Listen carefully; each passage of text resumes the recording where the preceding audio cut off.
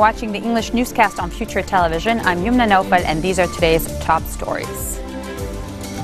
Samir Yazbek, a well-known Lebanese singer, passes away at age 77 after losing a 2-year-long battle with throat cancer. New fighting breaks out overnight between Kurdish and regime forces in the flashpoint northern Syrian city of Hasakeh as Russian officials pursue meditation efforts. Turkey says Daesh must be pushed out of the Syrian border region after a weekend suicide bombing in the city of Gaziantep in Turkey left at least 54 dead. This in today, authorities at Rafik Hariri Airport discovered a bag containing 3 kilograms of cocaine in a vacant women's bathroom. The black bag was left behind in one of the bathrooms near the arrival gate at Rafik Hariri International Airport. Along the cocaine, personal belongings were found, but police are yet to find out who the owner of the bag is.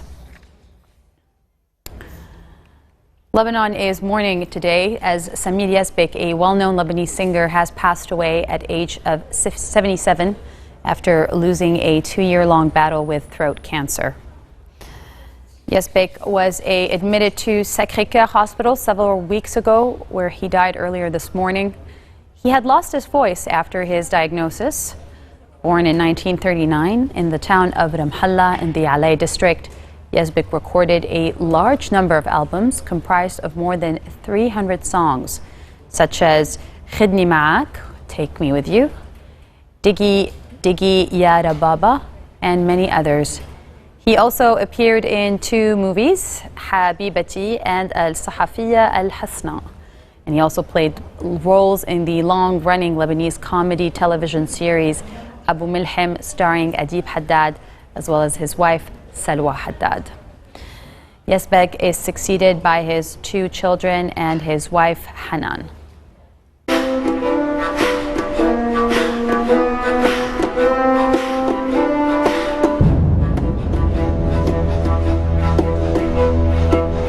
New fighting breaks out overnight between Kurdish and regime forces in the flashpoint northern Syrian city of Hasakeh, a monitor says, as Russian officials pursue mediation efforts.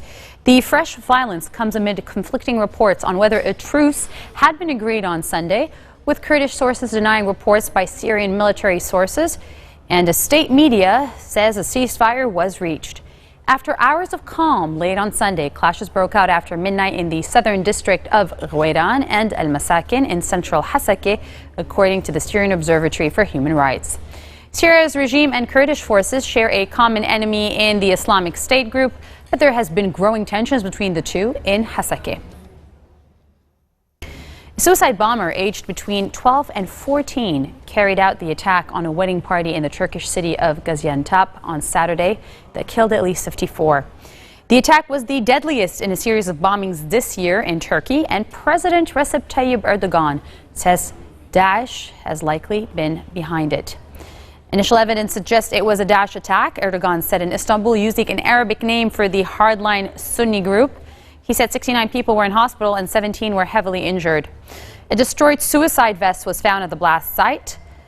Islamic State has been blamed for other similar attacks in Turkey, often targeting Kurdish gatherings in an effort to inflame ethnic tensions. The pro-Kurdish People's Democratic said the wedding party was one of their members. Ankara considers the Syrian Kurdish fighters a terrorist group and worries their advance against Daesh will encourage Kurdish militants in Turkey. The Iraqi national who was abducted on Sunday has been released at dawn after police negotiated his release.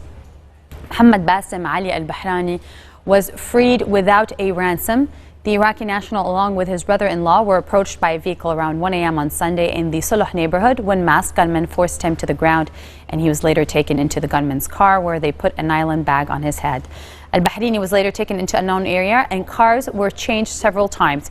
His release played out in a similar fashion. The reason behind his abduction remains unclear.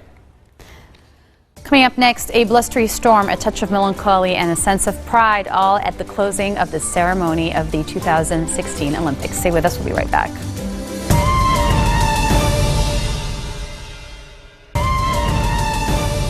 Welcome back. You're watching the English news on Future Television. Iran says that Russian raids on Syria from one of its air bases has ended for now, shortly after accusing Moscow of showing off when it revealed the bombing missions. It was a specific authorized mission and it's over for now. They conducted it and they are gone, according to Foreign Ministry spokesman Bahram Ghassami, speaking in Tehran. He left open the possibility of future Russian combat fights from Iran, saying it would depend on the situation in the region and according to their permission. That comes a few hours after Defense Minister Hussein Daghan made a rare public criticism of Russia for revealing that its warplanes were using Iran's Hamadan airbase to attack insurgents in Syria. Iran and Russia are key backers of Syrian President Bashar al-Assad, but Tehran has remained relatively guarded about its precise involvement in the conflict.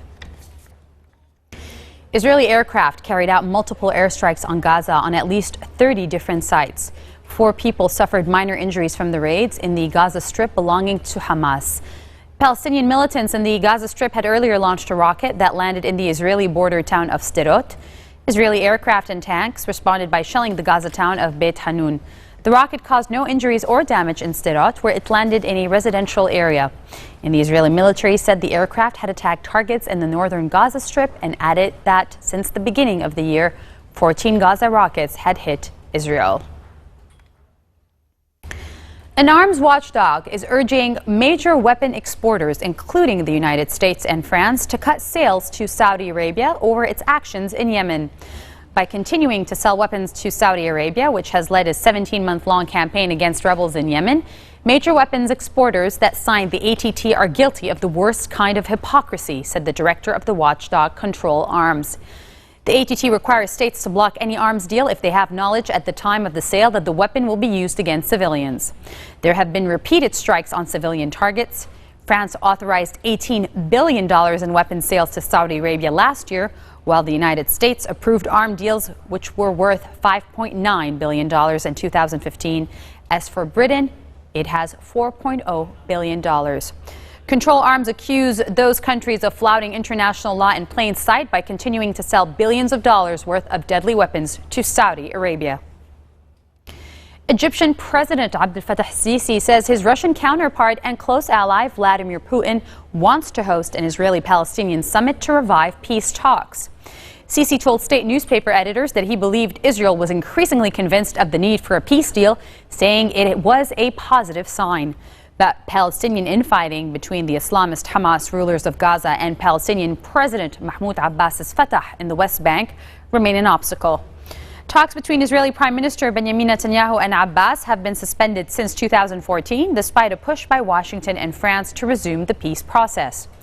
Sisi, who is seen as having good ties with both Israel and Abbas's Palestinian Authority, has also been pushing for a resumption of negotiations.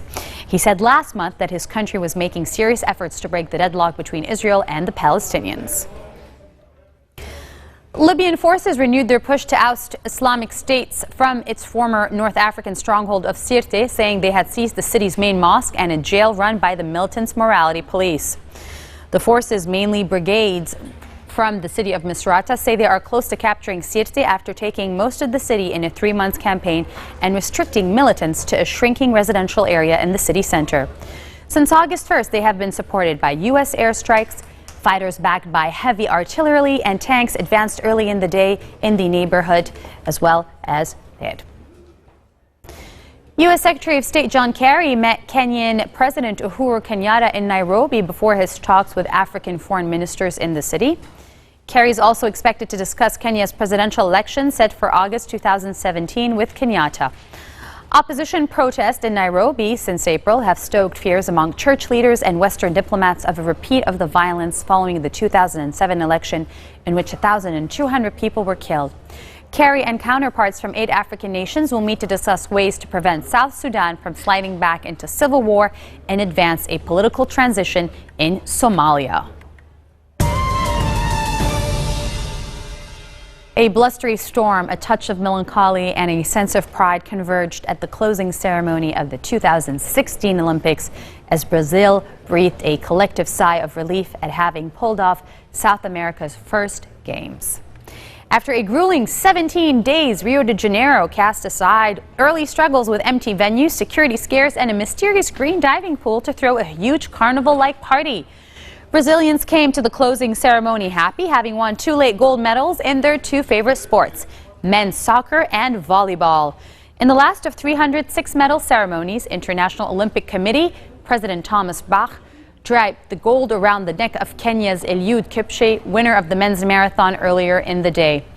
The city handed over the Olympic flag to Tokyo, site of the 2020 Summer Games, and Japanese Prime Minister Shinzo Abe appeared in the stadium dressed as popular video game character Mario, tunneling from Tokyo to Rio.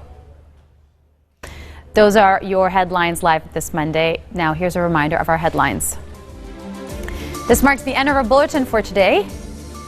Samir Yazbek, a well-known Lebanese singer, passes away at 77 after losing a 2-year battle with throat cancer. New fighting breaks out overnight between Kurdish and regime forces in the flashpoint northern Syrian city of Hasaki. And Turkey says Daesh must be pushed out of the Syrian border region after the weekend suicide bombing in the city left at least 54 dead. I'm Yumna Nofa signing off. Have a good night.